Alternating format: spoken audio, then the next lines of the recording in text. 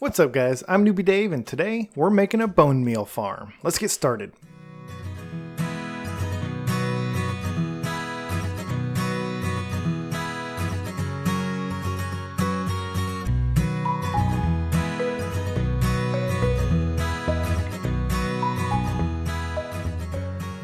How's it going everybody? Hope you're having a fantastic week.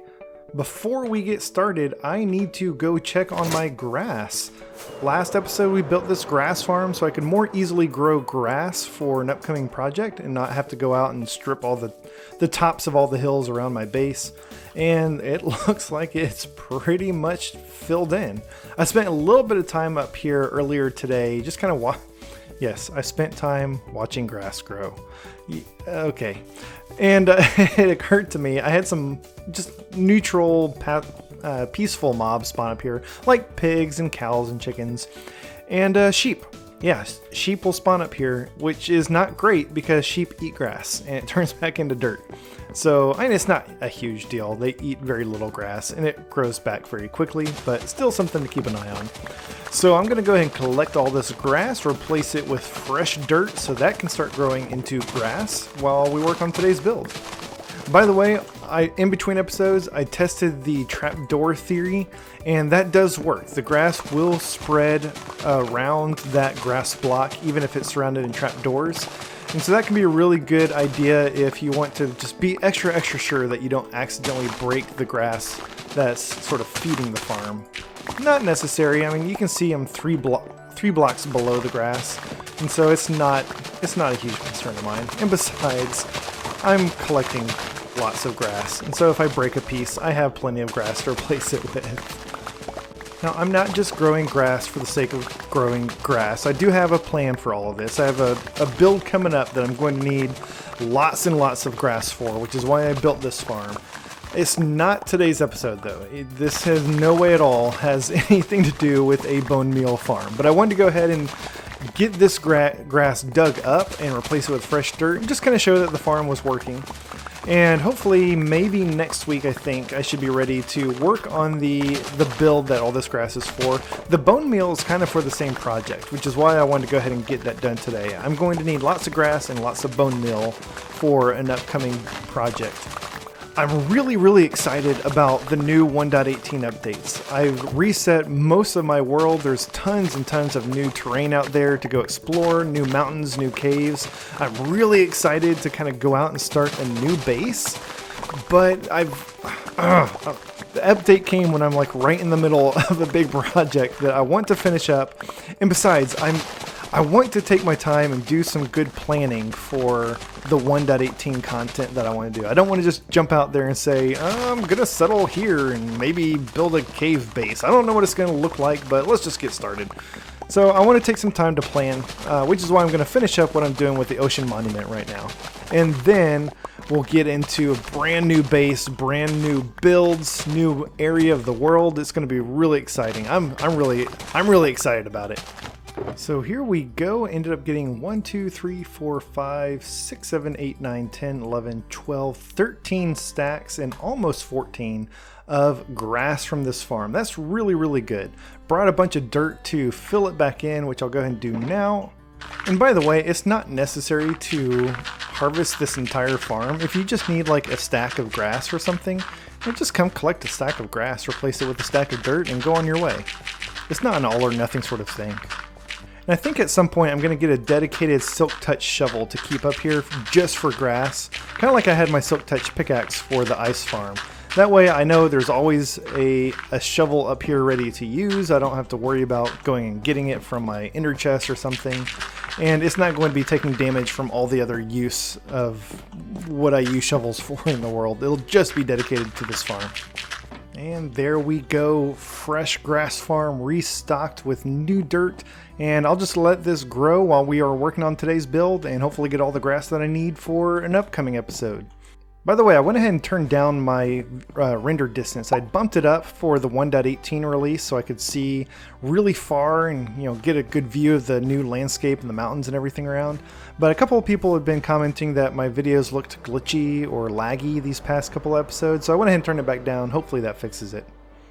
So on to today's build. As I said, we're going to be building a bone meal farm. This is going to be very similar to the XP farm that I built in Season 1. It's the same sort of mechanics, the same device, just different output. It is going to be a kelp farm, similar to my XP farm over here, except it's going to be an automated redstone kelp farm, unlike my XP farm over here. And speaking of XP, I realized that my shovel needs to be healed up, so let me grab a few more kelp over here.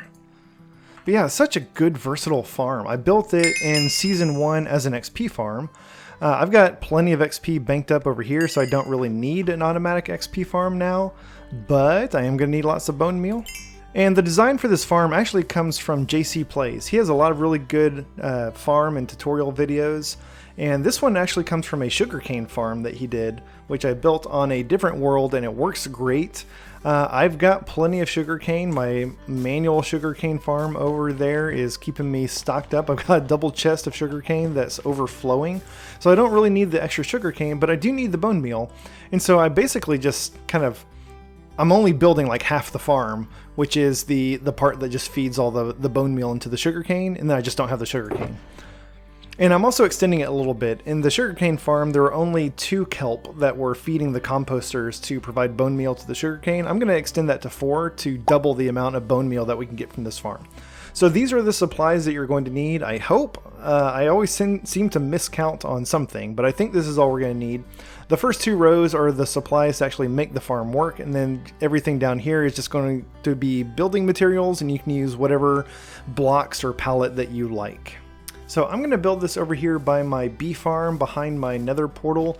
There's a bit of a blank spot over here that is just kind of begging for something to be built in. I thought about putting it across from the cactus farm next to the barn, but it just kind of felt a little out of place over there. There's a bunch of open space over here as well, but I don't know, I didn't want to put it here. I didn't want barn, bone meal farm, something else right next to it. I don't know what I'm going to put over here. I may just leave it empty. I don't know. This is the spot that I picked, so this is where I'm going to build it. I'll extend this path over here to kind of clean up the area a little bit when we're done. So to start with, I'm going to come back over here. This is going to be the back left side of the farm. The front of the farm is going to be over here. So we're going to start over here in the back, and what I'm going to do is go a block right there, block on top, and then 2 more over here, kind of like you're building a wither skeleton out of whatever block you want, and then just remove that middle block. That was just to place the 2 blocks on the side. In the middle, we were going to place a repeater with the prongs facing towards the back. Under the back block, we'll put a piece of redstone, and under the front, we will put a redstone torch. This is the classic redstone clock. I built this thing in our gold farm over there. This was part of the kelp farm in Season 1.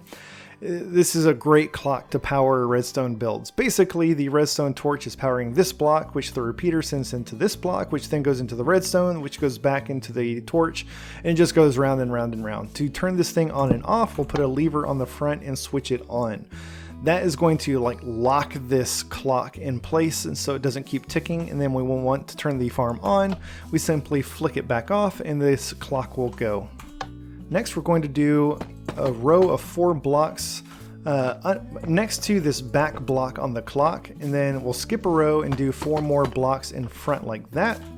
We'll do some sticky pistons on the back row. The first one's automatically going to extend. It's getting the redstone signal from the block right next to it. That's fine. We want that signal to carry to all the other blocks, so we will come around back now, and we'll put some blocks behind those sticky pistons. Get some more redstone, and we're just going to carry that signal all the way around the back, and now all 4 pistons are extended. We're going to take some sand now and put this in front of these sticky pistons. I suppose it would be a good idea to get some scaffolding. Let me go grab that really fast, because we're going to have to be getting up and down on this build while we're building it. Alright, so now we'll get back up on top of the pistons over here, and we're going to put some sand on the extended pistons like this. Make sure that there is nothing below the pistons. This is a 0-tick farm. The way that it works is when the clock is turned on, the pistons are going to go back and forth. That's really loud. And I'm not going to pretend to know exactly how this farm works, but my understanding is because the sand is moving back and forth so rapidly, it makes the sand on top think that it's going to fall, which for some reason makes the kelp that's going to be planted on the sand instantly grow. It doesn't work if there's anything below it, because then it can't fall. And so make sure that there's empty space below the pistons over here. We are now going to enclose this entire area in the solid blocks of your choice. Want to enclose all of the sand, both front and top, like so. You can also do this on the side. There's no reason that we have to keep the side open, and so to help it look nice, we'll enclose the side as well. You can't really enclose this side because you got the redstone components. There was a time where I would come in and like put trapdoors next to it, but then I would turn this thing on and the trapdoors would open, close, open, close, open, close. I'm like, oh right, redstone. Yeah, don't do that. So coming back up on top, now behind the sand, we're going to put another row of blocks and a row of pistons behind that. The pistons need to be 1 block above the sand because we're going to be planting kelp on these sand blocks, and we don't want to break the kelp that's planted in the sand. We want to break the kelp 1 block above. Above. There we go. And then we will extend these bottom walls a little bit more like that. Now you're going to want to get your observer, and I would like to do this step before I put the water in. When I was practicing this build, I followed JC Play's tutorial to the T, and he has you fill in this area with water and plant the kelp and everything, and then come break out this block and put in the observer. When I did that, since there's water inside, the water got out and like flowed down and broke the redstone clock. And I'm like, maybe if I put the observer in first, then I don't have to break it and let the water out. So we're going to put the observer in. We'll sort of connect that later. But for now, let's just go ahead and get it in. And there we're going to build 1 more row of blocks above this thing. And this, everything above this front row of blocks, the 3 new rows that we just added, we want those sticking out by 1 block.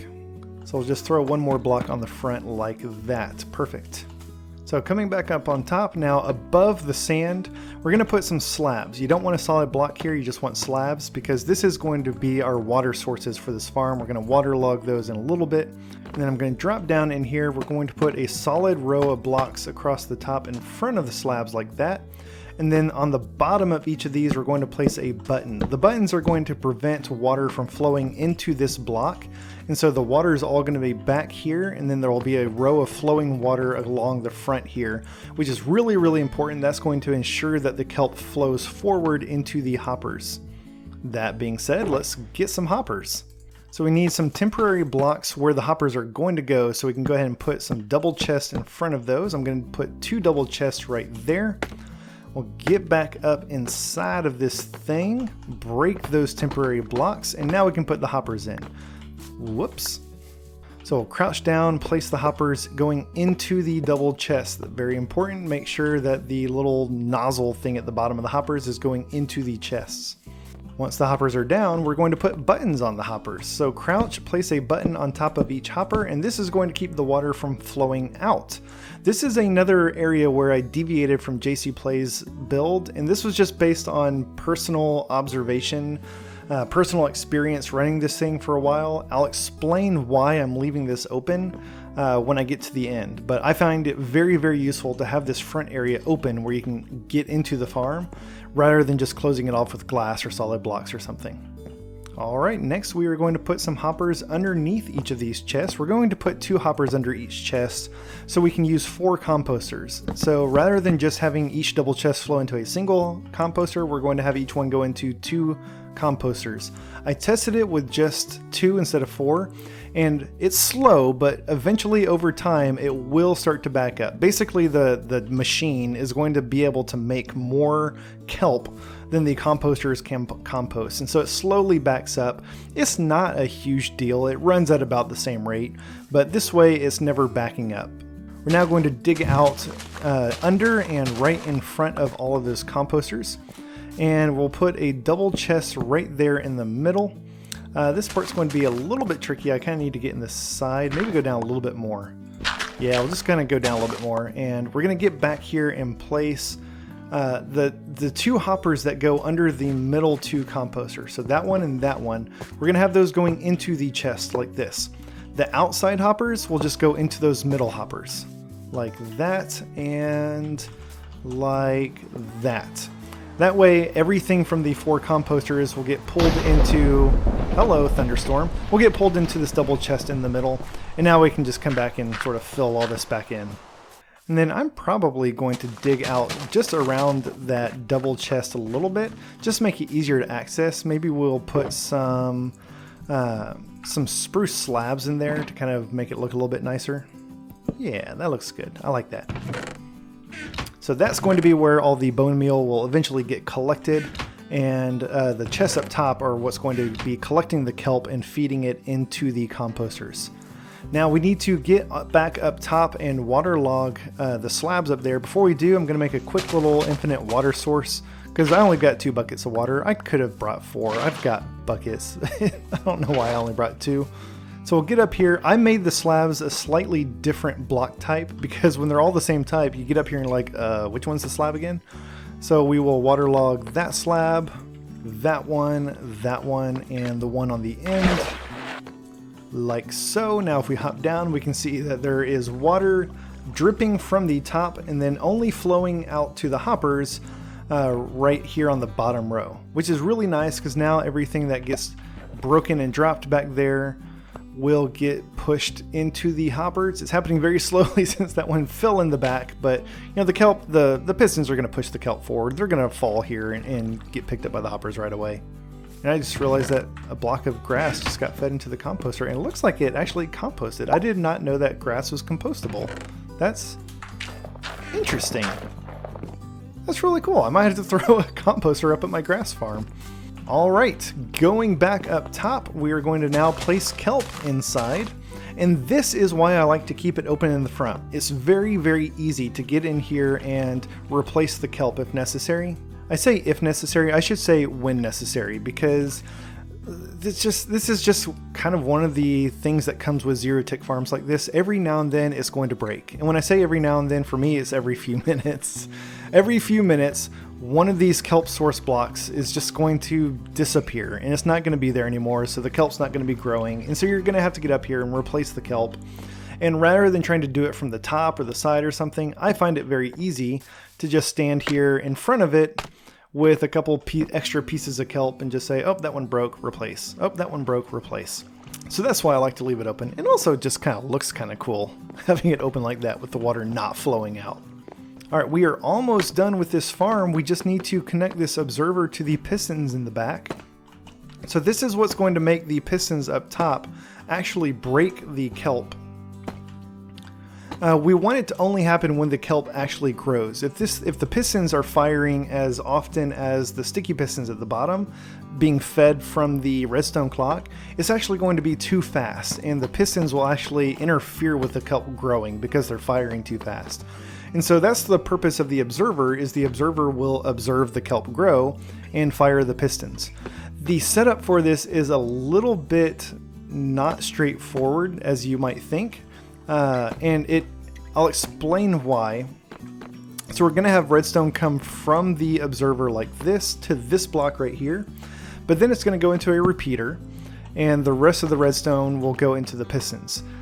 We're also going to turn and put a repeater right here with redstone circling around going into another repeater like this. The purpose of this is, if we didn't do that, if we just had the redstone going from the observer into the pistons, it's going to observe the kelp grow, which will fire the pistons, but then it's going to observe the kelp breaking, which will fire the pistons again. And so you're going to get 2 piston fires every time the kelp breaks. Oh, apparently the kelp just grew all on its own, and we got to see it in action. That was kind of cool. Yeah, so now that this thing is all plugged up, just leaving it turned off, the kelp's naturally going to grow, which will cause it to fire, which is another really cool thing about this farm. It technically runs on its own. The purpose of the redstone clock is to just make it run faster. And with that, this farm is technically done. So let me turn it on and we'll show how it works. So as you can see, the pistons are going like a rocket, and is causing the kelp up top to immediately grow, which then gets broken by the pistons. The kelp flows forward, gets picked up in the hoppers, dropped into the double chests, which then gets fed into the composters, which compost it into bone meal, which then gets picked up into the double chest at the bottom. I did a couple of tests with this thing in a creative world, and the rates that I was seeing was about 800 bone meal an hour, which is really, really good. Now, a few things about this build that I should point out. One, it probably would have been a good idea if I had made sure that this thing was built within a single chunk. Anytime you have redstone contraptions like this, it's good to build them within a single chunk. Weird things can happen when, especially pistons, are firing across chunk borders. This seems to be working, so I'm not too worried about it. The other thing with this is never ever leave the area while it's running. If you're going to leave the area, then just turn it off and go.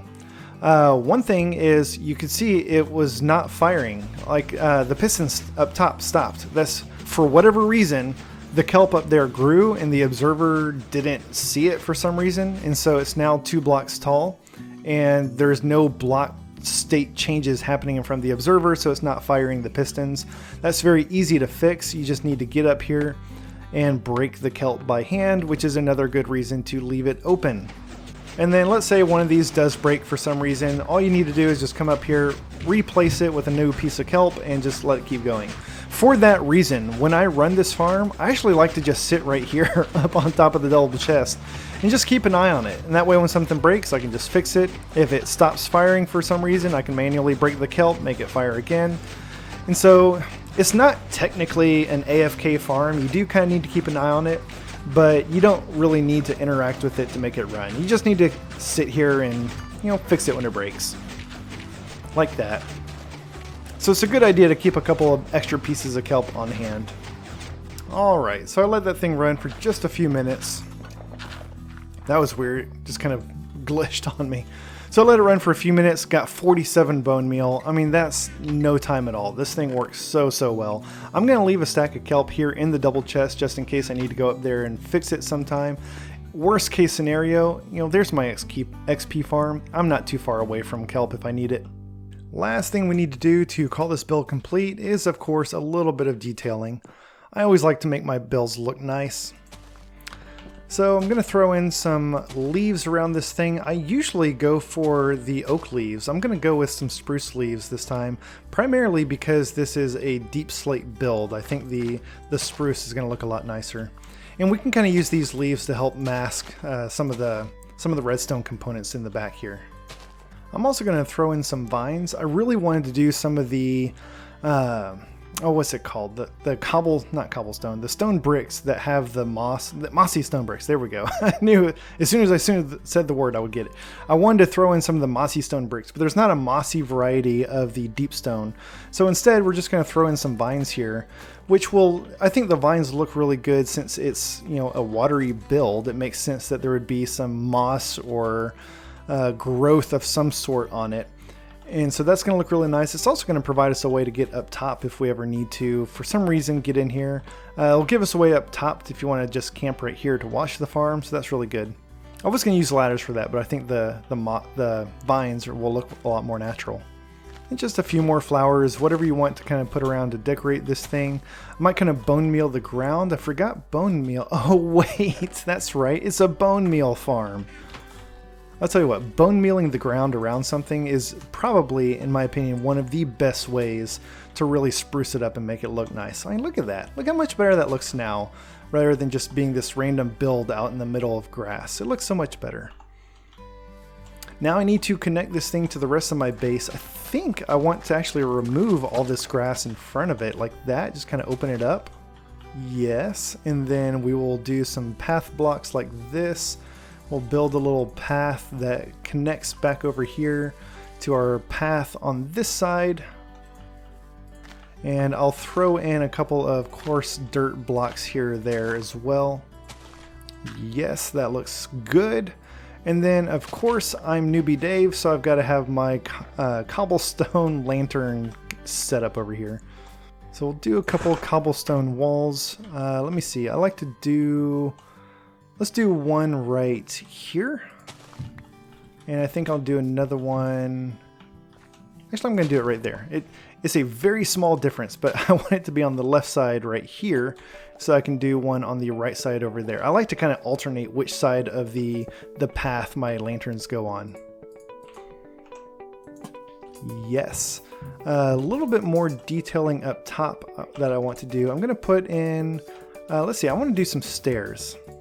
So I'm going to do upside down stair there, upside down stair there. I want to get on top and actually replace these two corner blocks with some stairs. I'm just trying to soften the corners of this a little bit. It's so blocky. It's so blocky. And so I'm hoping that these stairs will add just a little bit of sort of curvature, softness to it. And another thing that might help is to replace some of these blocks in the middle that I put the vines on with fences instead. That might look really nice. Yeah, yes, absolutely, like that. And then again, to try to soften up the corners, let me come back to the back corners here and let me try replacing these with slabs. I think that'll help with these sharp corners on the back. And then we'll throw in some lighting up top here to make sure that nothing spawns up top. Maybe a little bit more lighting around this thing as well. Now putting the lanterns on the cobblestone, that's just kind of a personal thing for me. Actually, when it's on the ground, I might replace the cobblestone with oak. I don't like to have my lanterns just sitting on the ground. I like to have them sitting on something so it looks a little bit more deliberate. And there we go. I think we can now call this build complete. It actually looks pretty good. I think the little bit of detailing that we did around it really transformed it from this blocky industrial build to something that looks kind of nice and kind of fits in with the rest of the base around it, I think. And that's going to wrap things up for today. Thank you guys so much for watching. I am really happy about this new bone meal farm. I'm going to let it run, probably get maybe 5 or 6 stacks of bone meal. I'm pretty sure that will be enough for the upcoming project that I have planned, but if not, I know a good way to get more. Big shout out to my patron Songliana Waterwolf. Thank you so much for your support. And since it is December, I'm also doing shout outs for all my patrons, so shout out to Pippin97. Thank you for your support as well. If you enjoyed this video, please hit that like button, and while you're down there, feel free to subscribe so you'll get notified of future episodes as they come out. Thanks y'all, and have a great day.